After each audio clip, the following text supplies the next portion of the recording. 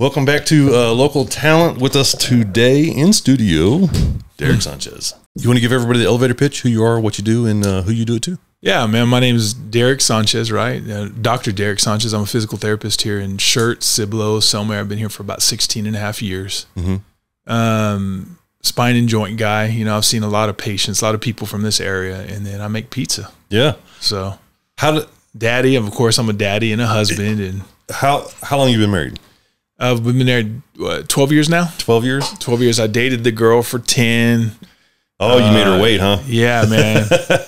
Yeah, she said, you should put a ring on it, son, or you're gone. So I put a ring on it, dude. Nice.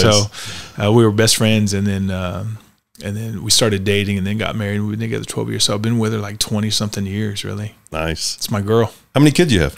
We have two. I have Mia and Marco. Mia and Marco. Yeah, my son Marco's 9 or 10. He's fixing to be 11 here in I guess a few days. And then my daughter Mia, she's 8 years old. Nice. So I'm an old daddy. You're an old daddy. An old daddy, yeah. How'd you get into physical therapy? Well, I was a high school athlete, and then I got beat up in college football, and thought I was good. I wasn't any good, but just at that age, everybody thinks they're the greatest player in the world. Sure. But got beat up a lot and got injured, and there for a while, I'm going to play in the NFL. I want to play a pro football player, and then you realize, man, you're not that good. You better. Well, right. So that kind of like you give those guys on TV a little more respect, huh? Oh, dude, you get it. No, they're the real deal. They truly are the best athletes in the world. Well, I remember when I was in high school, I played basketball, and so high school basketball is whatever. But so my coach, one of my coaches for high school basketball, he said that he got to go play with some guys in the minors, like that weren't in full-fledged NBA, and he was like, those guys are insanely awesome. So if they can't make it to the NBA, or if they're struggling to get there, that kind of puts things in perspective. Yeah, so at a high school, I was getting recruited a little bit here and there, and then I went to a little bitty high school in South Texas, Three Rivers High School. I grew up here at Fort Sam, Houston. And then I went to Kruger Middle School, and then Kitty Hawk, and was going to go to Judson. Then my father passed away, and I moved to Three Rivers where my sister lived. Her husband worked in the oil field. Okay. And then so I started playing football there, and it was really slow in elementary compared to where I came from. This area in football. So we start like at 8 months old, right? So if you want to be, if you don't want to get left behind, So I'm playing with Judson kids and all these kids, and I go to Three Rivers, and they don't start football until the 7th grade. So I was like a superstar there at a young age, but really not. I mean, you just think product of your environment. Yeah, product of my environment. Sure. And then so anyways, I ended up going to San Angelo State for a little bit, and then the Oilers would practice there. So I thought I was good enough to practice with those guys, but you get around those athletes, man, and dude, someone can stand there and jump through the roof. Someone can stand there, just so quick, and everything's so reactive, and it's just, you have no time to think, and wow, it's so hard. It was so hard. I didn't belong there, and when you get around those big bodies, I used to be a bigger guy too. Sure. I was always training and eating right and sleeping right, but you get around those bigger guys, and those beat you up. Just genetically bigger. So injury wise, I've always loved helping people. Sure. I think it's something that's been in my heart, man. So how long have you been in physical therapy? I guess it's been right at 16 years now. 16 years. Yeah, and then before that, it was sports medicine. So when I was coaching, I was also doing training, treating kids, and helping with injuries and stuff like that. So I've been around it since about 93, I guess, 94. Have you always had your own practice?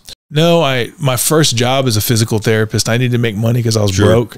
I took off to Laredo, so I ran 3 outpatient clinics there. Wow. Just to pay off some school debt. Yeah, yeah. And they do what you got to do. Do what I got to do, man. So lived in a trailer down by the river, dude. Hell yeah, man. So you got to do what you got to do. So entrepreneurship, right? So anybody that thinks that this has come up a few times in the show where, if you think that you're going to quit whatever job that you have, you got a 40-hour-a-week job. If you think you're going to quit and work 20 hours a week and kick your feet up and be successsul, you got nothing coming. I think that it's like a prerequisite where you've got to put in those stupid 80-hour weeks when you're first getting going. You got to do that. Yeah, 80 hours is a vacation. Yeah, almost. Right. So, just kind of, it seems like there's kind of a disconnect there where it's like, I'm working for myself. I'm the boss. I can decide my hours. Yeah, that's true. You can. Yeah. just reap what you sow. So if you know that this is, you know. Yeah. So yeah, I'm in the process of now, because I have the other business. I'm in the process of now becoming more of a business owner than being self-employed. Right. Yes. That's another that's my transition now. And that takes a lot of work too. Right. But, to hand off your baby to someone, and you're right. You know, I was there 7 to 7, 6 days a week, Monday through Saturday, right? Treating patients. So, and you know, you have built relationships. Oh yeah. So my primary doctor, he sent me to you. Right. And he says, talk to Derek. Right. Don't talk to anybody else. Right. And that's no insult to anybody you got in your staff, but he was just like, talk to the man. Right. You know what I mean?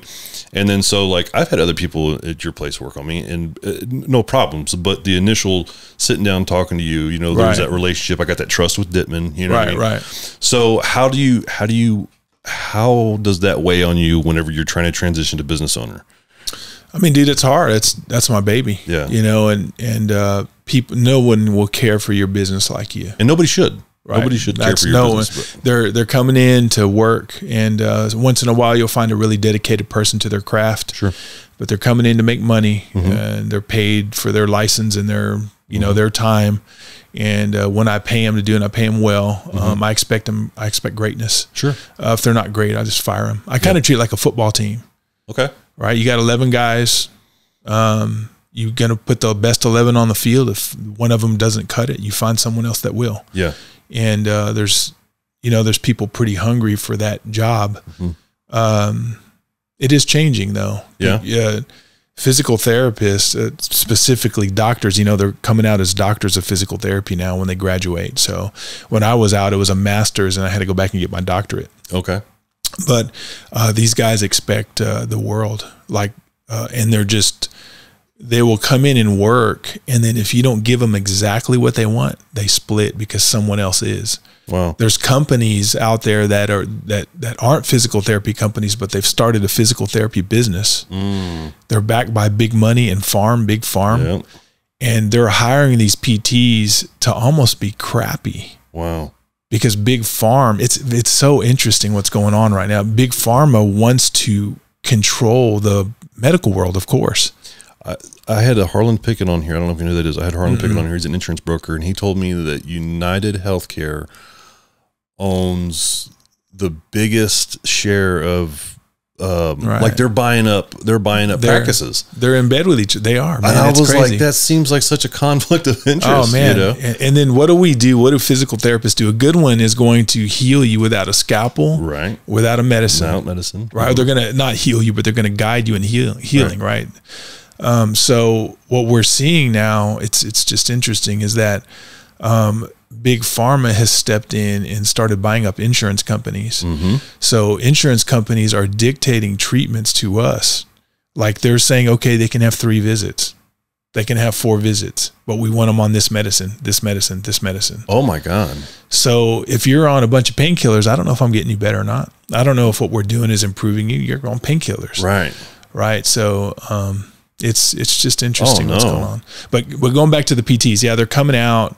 These companies are hiring these PTs, giving them whatever they want as long as they use their name to sign these license or sign the eval or re-eval, so they can kind of control people's treatment. Chiropractors aren't having that problem. You can walk in and see a chiropractor anytime you want. Yeah, there's not usually a lot of insurance involved. Right, physical therapists, we need permission to see patients. So it's been a challenge. It's just changing. Yeah, it's definitely changing. So, what's your long term with Biomotion? Is that something that you're going to sell one day, or is that something that? Yeah, I think any kind of businessman wants to build up a business, sell it. Yeah, so I think someday I'll sell it. Not, I don't think anytime soon, unless someone comes and lays down a bunch of cash and says, "Here you go, Derek. Go on vacation for a long time." But man, I think I have a lot of passion to help people, and I like doing it the right way. And the right way isn't my way. The right way, of course, is by evidence, right? We want to take evidence and treat people. Right. So it's headed in the right direction.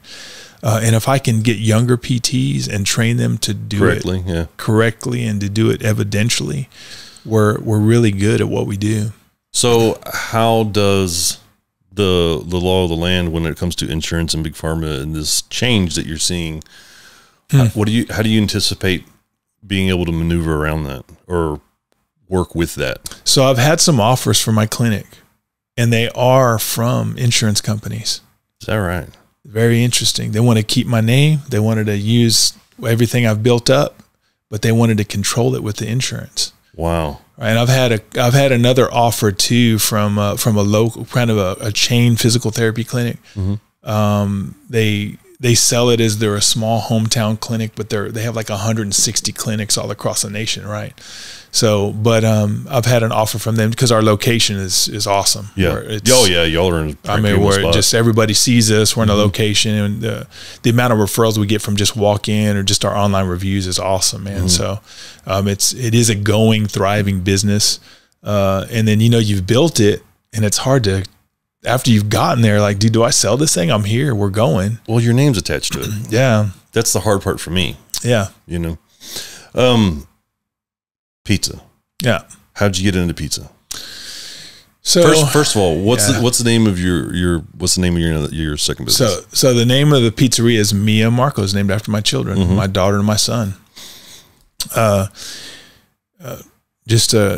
been a trip. So what do you do in that business? Well, I started out making pizzas, and then my best friend is like my brother. We grew up small towns, just very close to each other. I've known him since I've been probably 14 or 15 years old, but he's been in the food industry for 20 something years, 25 years or so. He opened up Luciano's restaurants here in San Antonio, and I told him about my pizza venture, and then when we were getting our undergrad together, he said, man, we should open up a pizza shop someday. So he joined with me, and then he's a masterful chef. So he's truly is one of the top 5 best pizziolas in the world. So I heard the process about what you guys took to find the right oven. Oh man, everything. Not only the oven, but let me have it, dude. So let's start from the beginning on your where'd pizza come from? Well, in your life, how did it? So you decided to do this, and you decided that you want to do it right. It's a habit of mine. Walk me through it. Growing up, so we used to go to Windsor Park Mall. Yeah. Growing up, and they had a pizzeria in there called Luca's Pizzeria. I remember that place. Right across from Aladdin's Castle. Remember that? The movies right there. Place. So strategically placed. Yeah, perfect. It's great slice shop, dude. Right. Those guys are from the East Coast. They're from New York, and they moved to San Antonio. They saw a niche for great pizza, and they started doing their thing. And man, they had one there, and I think they had one in maybe McCrealis Mall. They named it different, but the Lucas was the son here, so he named it after his kids too. Okay. But my dad, military man, married an Italian mama, or married an Italian lady. Brought her home or brought her here to the States. Had all of us kiddos, but knew that family. They spoke Italian. They would go and drink coffee and smoke cigarettes in the mall, and I'd have my slice. So I have grand memories of that pizza, man. And it was so good, and just spending time with my family.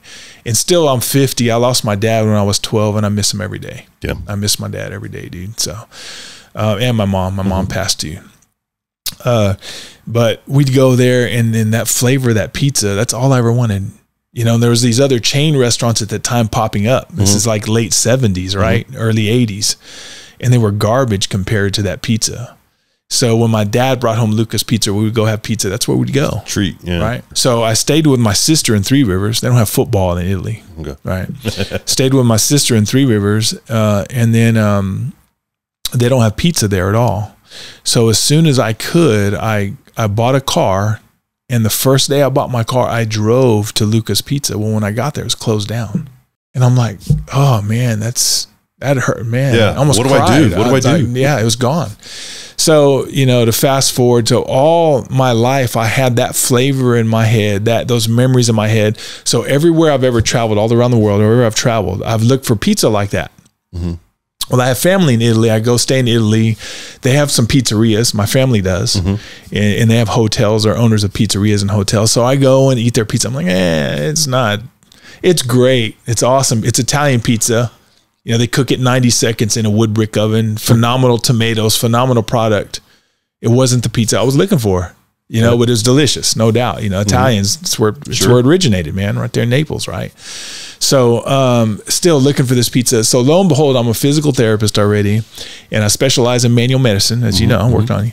And then I go out to Alpine, Texas to work at Big Bend Regional to teach other therapists manual therapy. They hire me to go, educate therapists and work on patients. Okay.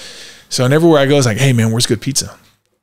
And then so this doctor, I was talking to this guy, and he's like, dude, you got to go to Pizza Foundation. They're awesome. I'm like, yeah, okay.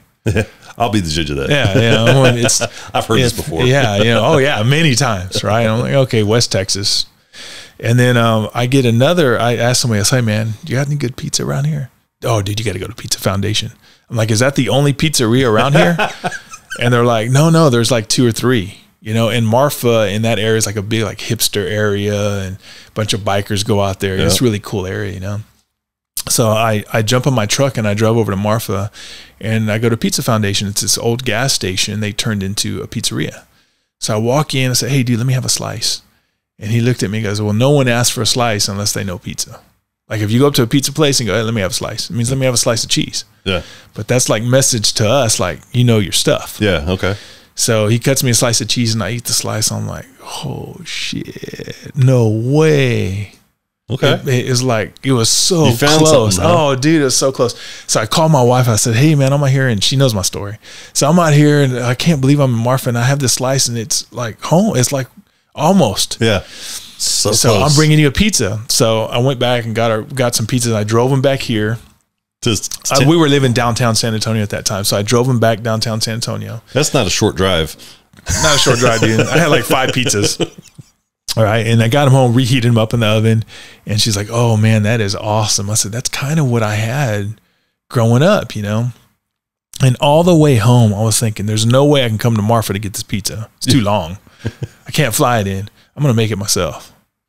So I started researching pizza. And what I did is I used my education on how to research science and evidence. And I put that and I applied that to pizza. Okay. But unfortunately with pizza, there are no double-blind cohort studies. So I have to travel, right? So I started traveling. So me and my wife, if they said the pizza was the best in the world, that's where I was headed. Sure. I'm going to check it out. I'm going to try them out. Yeah, and we did. And I got fat, bro. Because I was eating, I'm serious. I was 45 pounds heavier than I am right now. Wow. I was eating pizza like crazy, but I was on a mission. And, sure. And all my friends that know me, and then we're sitting there playing poker one night too. And I'm like, I'm going to make the best pizza in the world. And they're all laughing at me like, dude. And I'm like, and then a couple of the guys on the poker are like, Derek's going to do it. We know him. He's going to do it. Somehow he'll put his mind to it. He's going to do it. So, and I got to it, man. I'm talking 2 or 3 in the morning, recipes, traveling. God gave me some wisdom. I'd wake up and have these recipes in my head. I have no idea where they came from. And I'm on the computer one day, and blogging. There's like pizzablogs.com. And I mean, the Google, you can make a nuclear bomb on Google, right? Yeah. So I'm, reading stuff and watching these people. I'm like, no, that can't be right. And this can't be right. And I'm testing it, and everything they're saying, I'm testing. And are you reaching out to these people? Somewhat. Yeah. And so I guess there was some important political pizza people that saw me, and believe it or not, there's a pizza culture out there that's huge and it's super political. Really? You think Democrats and Republicans are bad? You ought to see these guys, dude. I mean, it's it's amazing. These guys, and some are super good and some are vicious as can be. Well, so what do you mean? So like they're just about somebody's pizza, or it's like you're not a true pizza shop, or what? I mean, what is it? What is it about? What is it? Oh man, it's like that's a whole nother podcast, bro. All right, and we'll talk about that because and if any of these pizza people see me talking about this, they'll start laughing. They'll agree. I mean, the politics of it is just insane. I had no idea. Really? I just want to make great pizza, dude. Yeah, right. What's so hard about that? Oh, here it goes. Right. So let me jump back to the Lucas story. Yeah. So, Lucas Pizza, we get into it, man. We start getting closer and closer. I traveled to New York, a couple of these great pizza shops. And I start figuring stuff out. I'm coming home and I'm starting to make this really good pizza, dude. I'm like, whoa, man, this stuff's good. Oh, this stuff's great. And we start serving our neighborhood. you know, and then at one time I have 8 or 9 pizza ovens in my garage, legitimate size pizza. I'm testing. Wow. I have different mixers. I have different chemical formulas for dough, different ferments, a fermenting room. You have a fermenting room for the dough. I built a lab for my dough at my house in my garage. Wow. I've read I don't know how many publications I've read on bread and pizza dough and books and so you're fermenting your own dough. Oh yeah, absolutely. What about the other ingredients? Do you source those or do you source them? But I went out and researched everything from the tomato plants. I've gone to those both in Italy and America. Okay. Flower plants, tomatoes, cheeses. We've been there. I'm seeing what you're doing. And what we tend to do is I like to pick products that people are super passionate about making. Makes sense. Those are the best products in the world, right? Mm-hmm. So like some of our tomatoes are mid-tree tomatoes out of just northern Amorosi, Italy. And some of them are from California. How do you get an Italian tomato? You got to go there and be friends with those people, and they ship them here. I'm not friends with them because of tomatoes. I like those people. They're great people. Mm-hmm. Yeah, we get them shipped. So it's a heck of a process, dude. That sounds like it. And we've had we've gone at it with these food distribution companies in the area. Like, you get us our products, and we're not going to buy from you. We got this. Is what we want. This is what we want. So it's extra money with this, and I didn't care about money, dude. It's crazy. My business helped me, and my wife says do it, do the research, and I just whatever it costs, I spent the money to find the best. Yeah. All right. And I didn't want to cut any corners. And come to find out, dude, when I go research these companies, they're all the same. They will cut no corner. Nice. Like, you go out to Stanislaus, California, and see Stanislaus tomatoes. Uh-huh. It is like the Ferrari of factories and tomatoes. There is, a stainless steel heaven. It is perfectly clean spot. There's not a speck anywhere. People, dude, it is an amazing facility. Wow. You know, and how they treat a tomato like a human life. It's crazy what they do, man. Well, no. So, that's great though, that those people are out there, right? And they don't sell to the general public. Well, the general public wouldn't understand. Yeah. I'll bring you some tomatoes and I'll show you. Just take one bite of a tomato and you'll see what I'm talking about. Right? Wow. So that's the stuff we use on our pizza, you know? One night I'm there at the trailer, me and Joey are making pizzas, and we get a tap on the window. Hey boys, give me a slice. Mm-hmm. I'm like, oh, this guy knows what he's talking about, you know? So I'm like, all right. So we make a cheese pizza, cut him a slice, and he's standing out there and we watch those people eat. Yeah. You know, cause they're usually, there's really pizza freaks out there like me. They're out there, they're searching for the best pizza around, you know, they're really into it. And, so we give him a slice and I'm watching him, and he takes a slice and he goes, you boys, I heard y'all were the best in the world. And he goes, come out here, I want to talk to y'all. And I'm like, all right. So me and Joey go out there, and he's like, you know, he looks at us and he starts tearing up. And I'm like, oh man, you know, I hope our pizza didn't suck, you know? Like, dude, was it that bad, you know?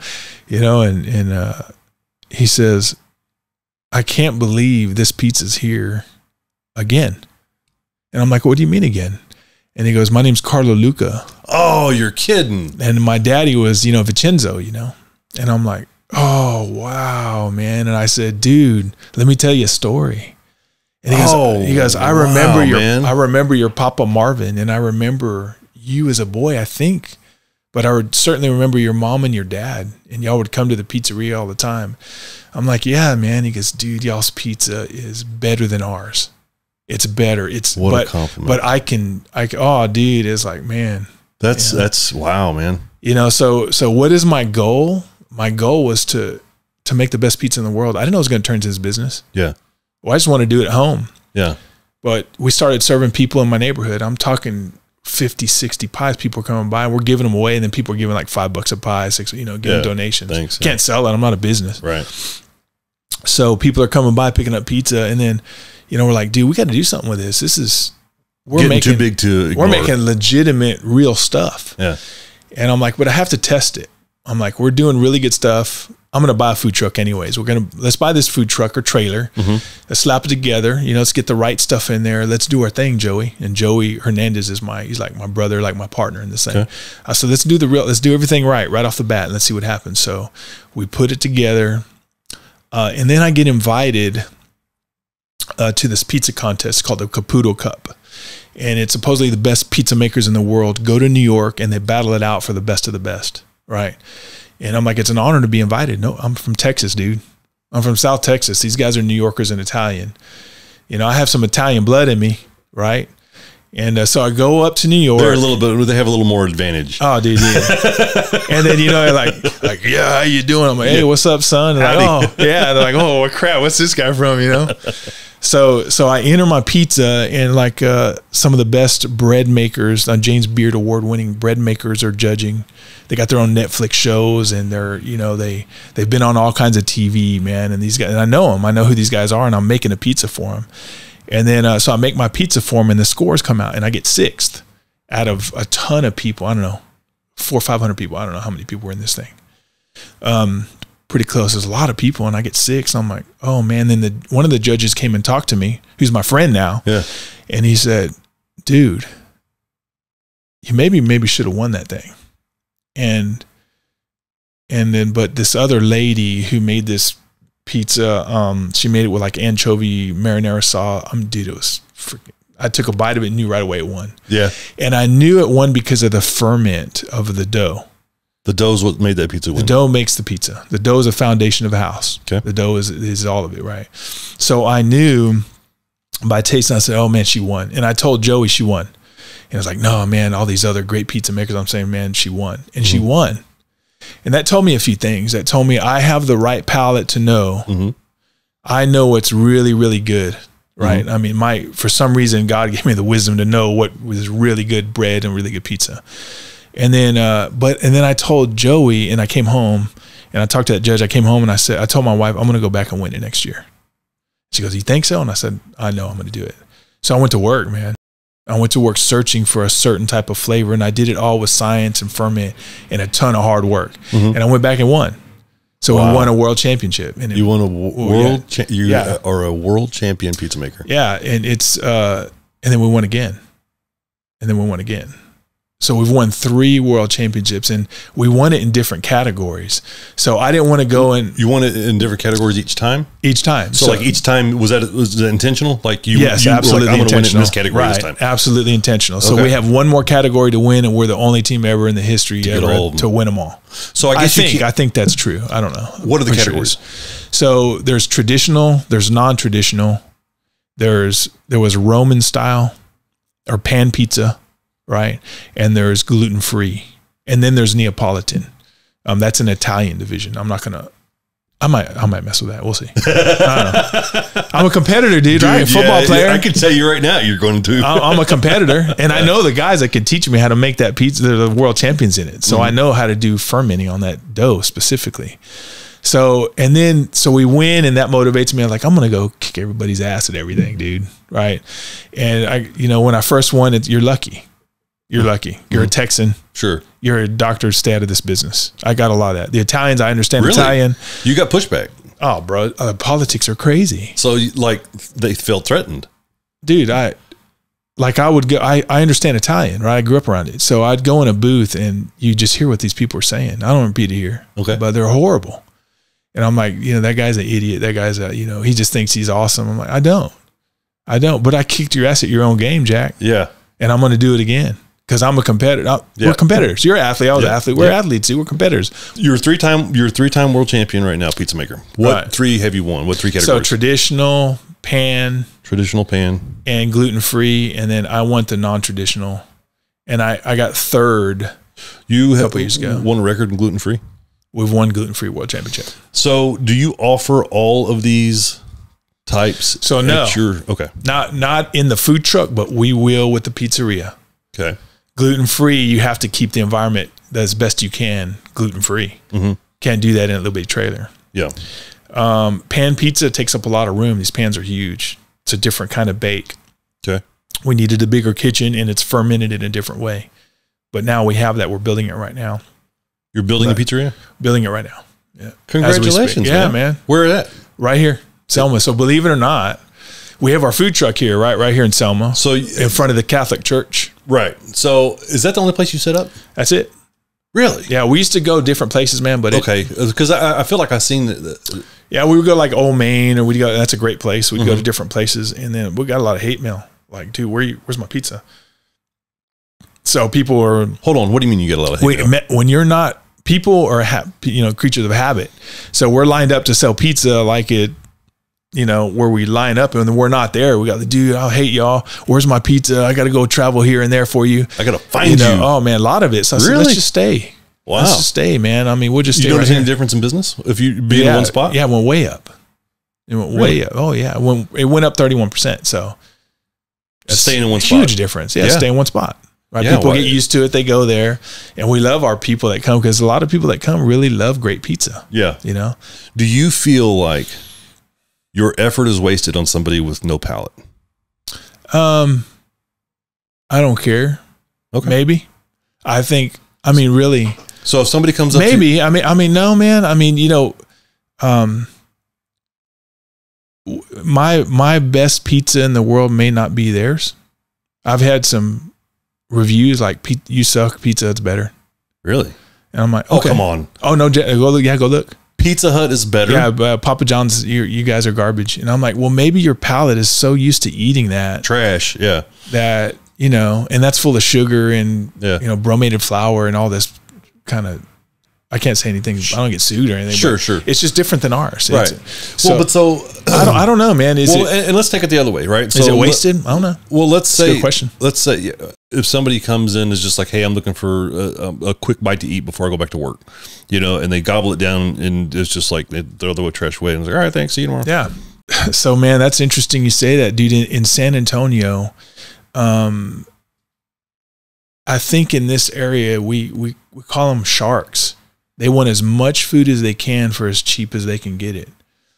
There for a while on the shirt Cibolo, like this Facebook site, there was this guy going around, and he was this self-proclaimed food blogger, food critic, right? There's tons of those people. Foodie. Yeah, foodie. They're experts, and they write this whole write-up on you. And he said some bad things about us, and I'm like, well, maybe we're just not the right place for you. Right. My deal was to make the best damn pizza in the world. And if anybody knows anything about anything, the best of anything isn't going to be the cheapest. Oh no, man. Yeah. Speaking of, we got to change our prices, dude. We're still stuck. I'm trying to just stay stuck like I was selling prices. Everything's going up, man. I got the same problem in my business. I'm looking at hiring some people, and it's like, it's tough.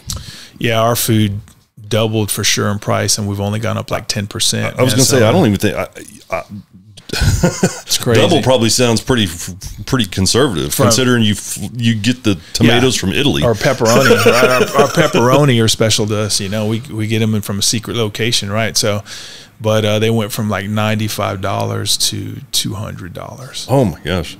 So do you pick it apart as you're eating it? I do. I always look at the crust for we call it the cornicione, which is the back part of the crust. I'm looking for structure, open structure, light and airy, kind of like a croissant. Light and airy meaning like if you cut a section through it, you could like see through it? That's right. Okay. Like it's light as air, like a slice would be light as air. So a thick dough, what does it say? What does it tell you? It's not fermented correctly. It's usually raw. So what you hear a lot of. Well, that's interesting because like if you go buy a name brand pizza like Pizza Hut or they have those thick crusts. Right. They're about numbers. They're not about. Right. Yeah. How many of these can I put out? Right. They're about getting you addicted to. They know that the population of people they're going to try to sell to are kids because they know the kids are going to, or the parents are going to eat what the kids want. Well, and another thing that's really common and really seems like, especially with kids, my girlfriend has 2 little kids. Right. They never eat the crust. Like they'll of course they eat the part that's on the bottom. Because they're not eating me and Marco's pizza. Probably right. But so like, you go to a CC's or something like that and it's like you get all these, it's a buffet, right? A buffet of pizza, right? And then it's like, I come from finish your plate. You know what I mean? So I'm like, I see all these crusts piled up. I'm like, the hell are you doing? You could be eating less pizza if you would finish the damn crust. Or they're giving you dipping sauces with it and all kinds of stuff. Yeah. So what I've seen, well, it is so like it's funny you say about the dipping sauce, right? Real quick on the side, I have never had a sauce with my steak. And whenever anybody ever asks me, hey, do you want steak sauce with this? I'm like, God, I hope not. That's right. That's exactly right. Pizzas. So it's funny because there was a class that came from Yorktown. They were business class, I guess, home economic class, and they were seeing about my business and my story of pizza. So we fed them pizza, and we always watched. Let's see who's going to eat the bones. right? And we call the crust the bones. Okay. So on the plate, the bones started kind of gathering up, and then one little girl took a bite of it and then started eating the bone. And everybody's like, "Oh, wait a minute!" And all the bones disappeared. Like, I never eat the crust, sir. I never. I'm like, yeah, well, we understand why. Yeah. Award-winning pizzas out of a trailer in 100-degree heat. It's so hard. Dough management is so hard. Dough relies on temperatures and hydrations and atmosphere, and dude, it's hard, man. But it's taught us so much. So when we get in our pizzeria, it's going to be a cakewalk. Yeah. Everything's so controlled, the environment's so controlled. It's going to be fun. When do you anticipate having the thing open? Man, I think, I think maybe about a month and a half. That soon? I think so. We're going, man. Yeah, check it out. Is it Mio Marco's? Mio Marco's Pizza, and we have the best oven in the world. I know you were asking about that earlier. Yeah, man. There's so much I want to talk to you about this. It's in Selma? Yeah, 15939 Selma. Right here, if you go past the Mercedes dealer, right, just take a right. Mm-hmm. We're right there, right in front of the Catholic Church. Well, that's where your trailer's at. That's where our trailer's at. The pizzeria is going to be there too. So that house. Oh, yeah, I remember that. Yeah, the house. So that's y'all's did the trim. It's not ours. We're renting it, but maybe God willing, someday it will be. Right. But we're renting it, and then we built an outdoor kitchen on the outside because of that oven is so big. We couldn't put it in the house. Right. It's just special kind of oven, so we had to build this. I built the damn building just for an oven. Wow, that's how smart I am. So, so we built this outdoor kitchen just for this oven, and we want to make the world's best pizza right here in Selma, Texas. That's awesome, man. So we're gonna see what happens, man. Oh, throwing a dice, family money, my family's money. Bro, I think that there's a thing is called calculated risk. Yeah, that's poker player. Yeah, I mean, you guys have already established. We got a pocket pair of aces right now. Yeah, that's how I kind of look at it. I mean, if we fail with this, dude, yeah, I don't know what to do. I mean, the pizza. I don't know if we can make it any better, dude. That's awesome, man. So, 5. Yeah, I'm blessed, dude. My family. I'm a blessed man. No matter what. Yeah, I can't believe looking through what I've been through in life, and then I have my family now, dude. I'm just, bro. Yeah. So support is a major aspect to entrepreneurship, and it sounds like you've got. So yeah, I'll tell you. None of this happens without Magali. I mean, she's like, dude, get your ass, go get it done. Go do this. Go do this. Go do this. Go do it, Derek.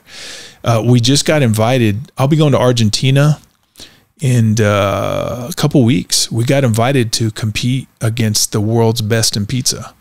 So in Argentina. So Joey and I are going to Buenos Aires, and it's like the second capital of the world of pizza. Like 1,500 pizzerias there. Mm-hmm. It's like New York City, but in South America. So they saw us. We came out in this book for one of the best pizza places in the world, in a food truck on the side of the road in Texas. And they want me to compete in this competition. This guy named really lovely man, super good guy. He's the head of the World Pizza Champions. His name is Tony Gimignani. He's like a 20 million time world champion, best in the world. This guy, we're part of his team. We were invited to be on his team. Mm-hmm. And then he said, hey, Derek, let's get you set up. Go compete in that thing. I think you can kick their ass. Let's go do it. So here I go. We'll see what happens. When did you go? The 7th of next month. Coming right up. So we got to practice. I'm starting to work on my pizzas. Good luck to you. You got to practice. You got. You literally have award-winning. I know, pizza. dude. But I'm serious. These guys are legit. I got to practice. I don't care what. I'm not as good as them. I got to practice. These guys can show up and make it. How do you practice? What do you do? We use I make the pizza I'm going to make there. I make it over and over until I think it's right. So you make it and you test it and you're like, make it, test it, make it right. So, and the majority of your testing is in the dough. Most of my testing is in the dough, but toppings mean a lot. Well, yeah, absolutely. So, but it seems like you have the most. It seems like you have the most. I don't want to say invested, but you seem to be. You seem to nerd out most about the dough. Yeah, I mean, all the science is in the dough. That's the best. Yeah, all the science is in the dough. Yeah, no, but I get what you're saying. Yeah, like my science isn't in the pepperoni. I don't make pepperonis. Right, tomatoes. I don't. You source the best materials, those scientists but you're making do that. The dough. Right. So I try to find weirdos like me that are into that stuff, so I can put it on my pizza. Gotcha. And we have. So that's awesome. Isn't that weird? So weird. It's fun. It's not weird. It's not weird. That's there's something about passion that drives you to do things that most people, when the best businesses are created from passion, not from trying to make a buck. Yeah. You know what I mean? Yeah. I didn't go into physical therapy for the money. Right. And, I didn't go into, and when you start doing that, brother, when you start, digging, looking at the bit, it kind of takes the fun, the passion a little bit out of it. I don't want to do that. I don't want to lose the passion. We get a lot, like I'll give pizza away all the time. Yeah. We give it away all the time. Just so people can enjoy it. Hey, try this, try that, and Joey's real passionate too. We share the same. Does he have, is this what he does full time, or does he? That's what he does full time. Yeah.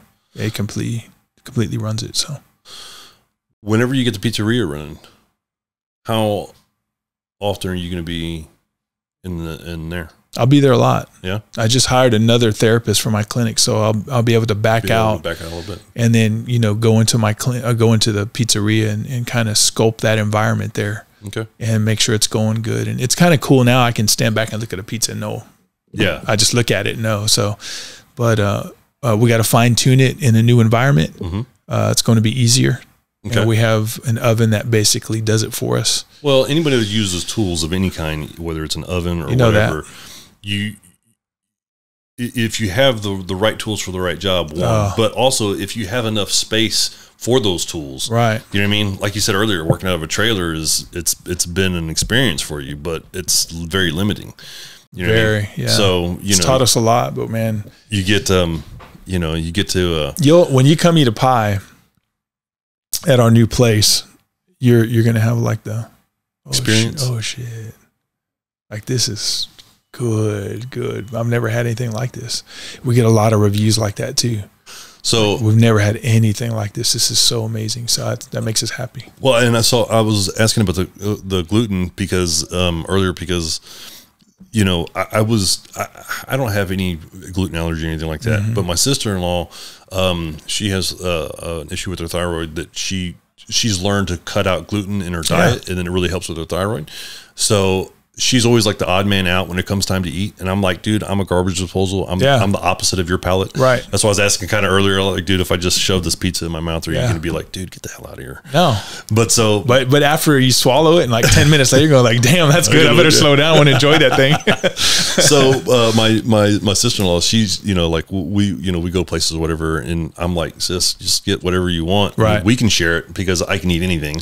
Right. And then so she's gluten pizza is a good gluten pizza. It's tough to find.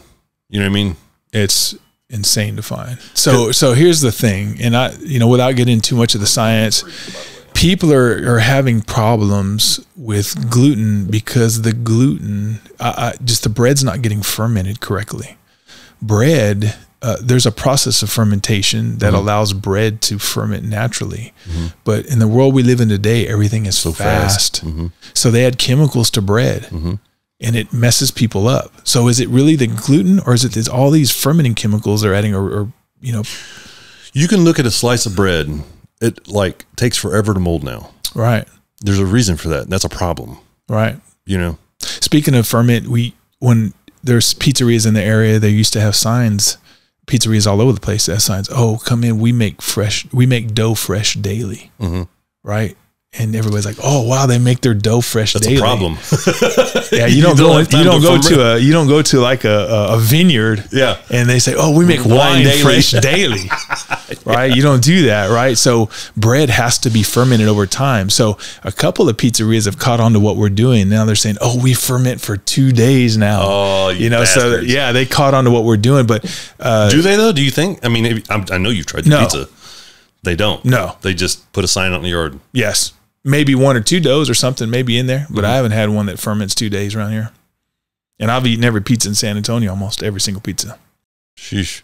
So fermenting is a super important process in dough, and it's good for your gut. right? Fermented foods is really good for you. Sauerkrauts, fermented breads. The reason God invented fermentation. Right. It's for your body. Yeah. So people that have gluten problems eat our pizza and they're like, dude, I'm great. Yeah. Or people say, how come I don't feel stuffed when I eat your pizza? I eat the whole thing and I feel great. So, well, your body, it's what's made for, the bacteria and everything's fermenting the bread correctly. But yeah, dough made fresh daily. Pick a color. I want to do a lightning round here before you bolt out of here. I'll pick green for my son. I'm going to shuffle these up and I'm going to ask you some questions. All right. Yeah, cool. This deck is called What the Heck.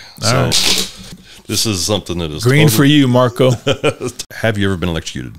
Yes. Done. When you were not purposely, but yes. When you were a kid, did you have any posters on your wall? If so, what were they? Yes, I had Mike Singletary on my wall, the middle linebacker for the Chicago Bears. Who else did I have on my wall when I was a kid? That was I was an older kid. I had one poster ever growing up, and that was I got it at a flea market, and it was a hot chick or something. Yeah, I had a Daisy Duke poster, dude. I remember. My dad made me take it down, and she was just in her shorts. Well, I'm a leg guy, dude. That's what it is. My wife has beautiful legs. I'm a leg guy. That's what it is. Hilarious enough, my dad also, he said, that's so disrespectful to your mother. Yeah. She's gonna, I don't know why. Here and clean your room, and she got to see that shit. I felt like such an asshole. Yeah. If I had a military dad, my dad said, take it down, it's down, bro. Yeah.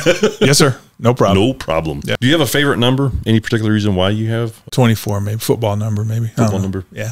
I don't think I have a favorite number, but I do have numbers that kind of pop up in my life.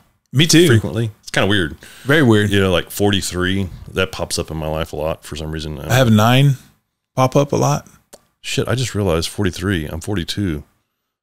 Right? Maybe. Hopefully that's not a foreshadowing thing. Nah, you're fine. Nobody knows that but the Lord, so you're fine. Have you ever had anything waxed? No. Yeah, me neither. I don't think so. So I had an esthetician on here the other day, and she was talking about a lot of things. One of them, Brazilian wax. Yeah. She's like, you know, well, we offer a topical for that, you know, and so like it doesn't hurt when we do it.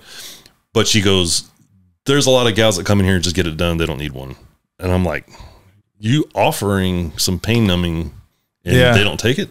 I'm going to pass. Yeah, no doubt. Or waxing the whistle, right? That one too. There's people that do. I'm going to pass. Yeah, that's a hard pass. Yeah. Do whatever you want to do. Whatever makes you happy. Can you do any tricks with your tongue? I don't even know if I want to know the answer to that. All right. No. I can make a taco. I can do that. Make a pizza with it? No, I don't know. I've never thought about that stuff. I don't know. One thing you wish you knew before you got into, both your businesses, before you got into physical therapy and also the pizza business. I'm glad I didn't know this stuff because I don't know if I would have done it. Okay. But, or have done it.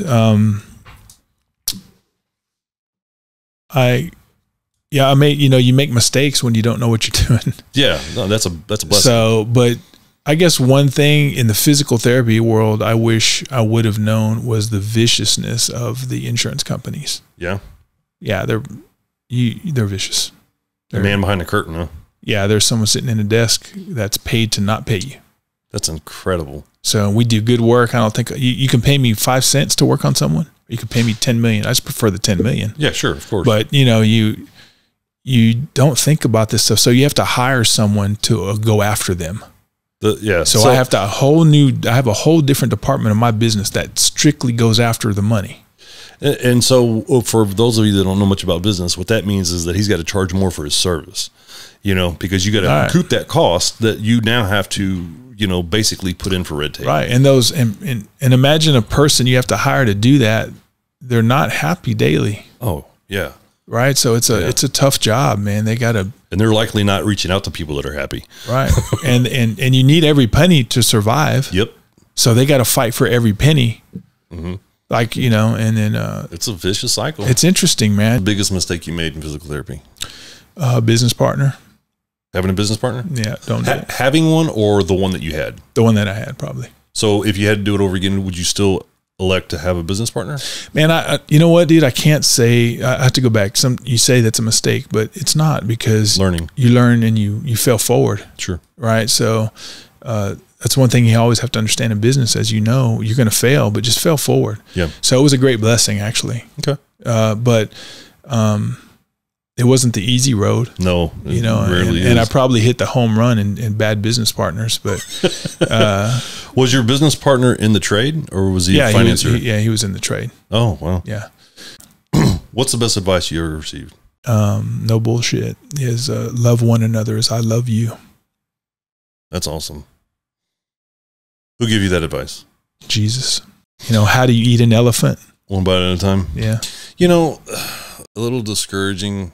Sometimes the world that we live in about, you know, and there's a lot of different facets about this, but, you know, negotiating, for example, everybody thinks, or a lot of people think that a successful negotiation is when you win and they lose.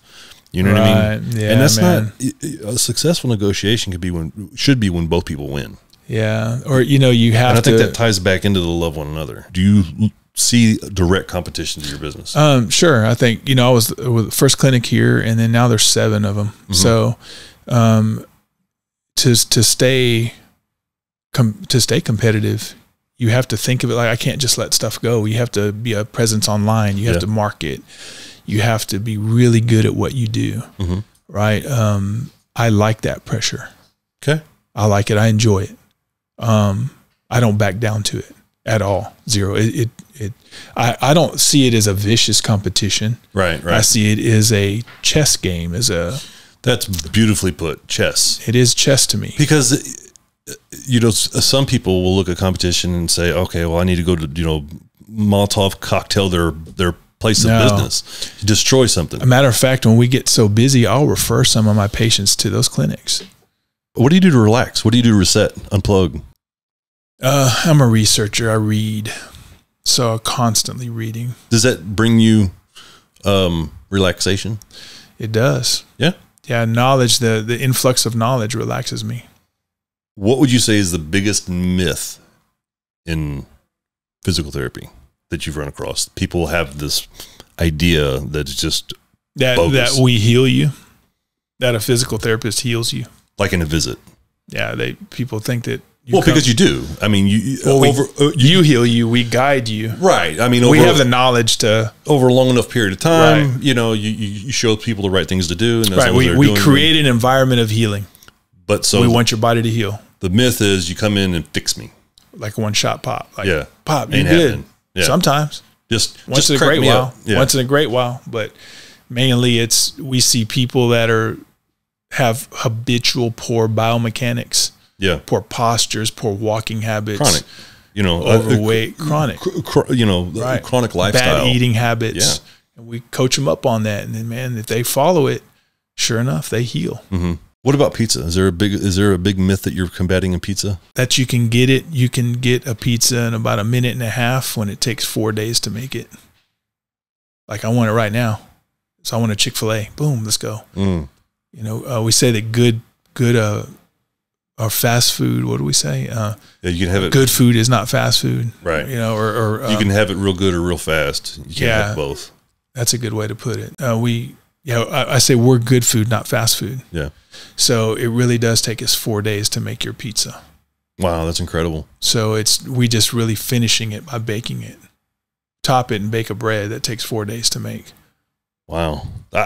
You know, people don't have no idea. They think we make dough fresh daily. All right. And that's cool. That's such a funny thing to you know. Well, it's like people will just get conditioned. They don't know any better. Oh man, you know what I mean? And it tastes like soap. If you ever go and taste a dough that tastes soapy, like you got a little lick of soap. They started it that morning, or like a couple hours ago. Oh shit! Right. Put a bunch of sugar in it. We use zero sugar. So why the sugar? Because it helps the process faster. Yeah. Right. So yeast ferment, or we want yeast to ferment our flour, not ferment sugar. Yeah. We're not trying to make a whiskey or a beer. Mm-hmm. That's why beer is added malt, I believe, so it can ferment malt, right? Okay. Or ferment correctly. But yeah, we don't use any sugar. We want the yeast to ferment the flour. So it takes time, and you got to get out of its way. Also bacterial fermentation. What do you predict for both your businesses in the next 15 years? I'll be out of the physical therapy business. Okay. I hope I pray that the pizzeria is up to number 5 or 6 in the world. No, locations. 5 or 6 locations. I want to come out in a few publications as being the best in Texas, and I think we're going to do that. Anyways, what do you have any publications on the top of your list? Any of them? Doesn't matter. I saw Texas Monthly. They contacted us actually. So they just bought the Texas Monthly Reporter. Oh, did they really? Mm-hmm. That's good. Or Texas Country Reporter. I love it. Yeah, maybe that's why they contacted us. They're going to send a guy over here to do something. But I was in HEB and I looked over, and on the front of Texas Monthly, I saw best pizza in Texas, and I looked at it and I'm like, no. Yeah. They didn't call me. No, that is not the best. And those guys are good. And I'm not going to say who it is. Sure. And they know it is because I love you guys, but kick your ass. I'm better. you know. And see, that's the thing with a pizza competition, dude. I have dear friends now in the pizza world. It's true, just great people. Yeah. But when it's time to get on that line, let's go. Let's go. Let's see what you got, Real quick, you got any parting words of wisdom for anybody that's looking to be an entrepreneur? Have grit. Be tough. Okay. You know that. Yeah. You're going to have to work when nobody else is working. You're going to have to give extra and do extra and not sleep and sacrifice. Sacrifice. And I'm getting to where, dude, I don't want to sacrifice my children, for a business. Well, this is your second business.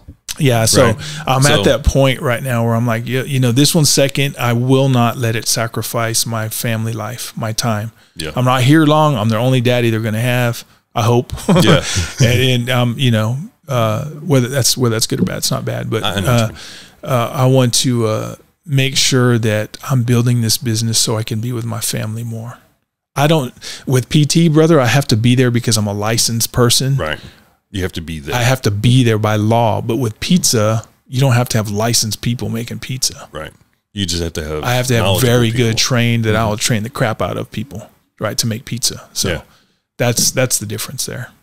Right on, man. Derek, I appreciate you taking the time. I know you're a busy guy. I hope we can do this again. And let's do it, man. Let's bring some pizza on here. That's what I'm talking about. Right. I'm free at 3:00 today. Yeah. We'll make you a pie, bro. We'll make you a pie. But let's do some pizza, man. I'll bring it on here, and then you can. Hell yeah. I'm all about it. Yeah.